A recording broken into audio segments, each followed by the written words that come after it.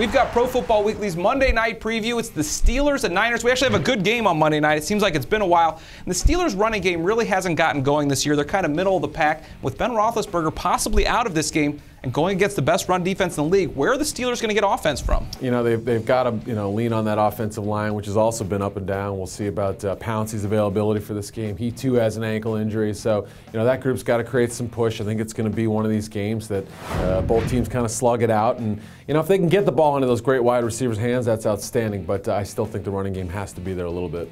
Well, the biggest weakness on the 49ers defense is in their secondary, so I think they're going to have to use Mike Wallace, Antonio Brown, get them downfield and try to go deep. That's the way to beat the Niners. Even without Ben Roethlisberger, we saw John Skelton carve up that Niners pass defense last week, so if he could do it, pretty sure whoever's on the Steelers could probably do it as well. The 49ers have really struggled in recent weeks in offense in the red zone.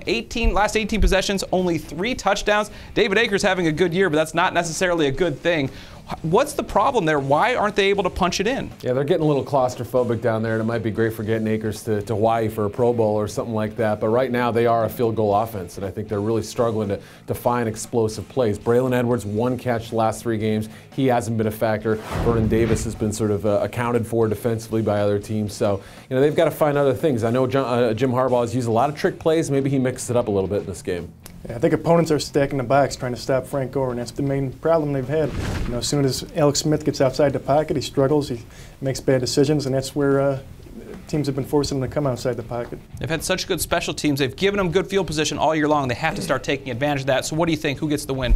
I think the Steelers go out there, no matter who's at quarterback. With Roethlisberger, obviously have a better chance, but I think they scratch out one of these 13-10 or 17-13 kind of wins. I agree it's going to be a low-scoring affair, but going all the way across the country, dealing with all the injuries that they're going to have, I'm going to go with the Niners on this one. They've lost 2 of their last 3. I think they need a big win, and they got to finish strong. I mean, I think if only for public perception, the Niners need a win over a good team right now to kind of stem the tide. I think people are starting to raise some questions about how legitimate of a contender they are. For the best coverage of the NFL, check us out at ProFootballWeekly.com.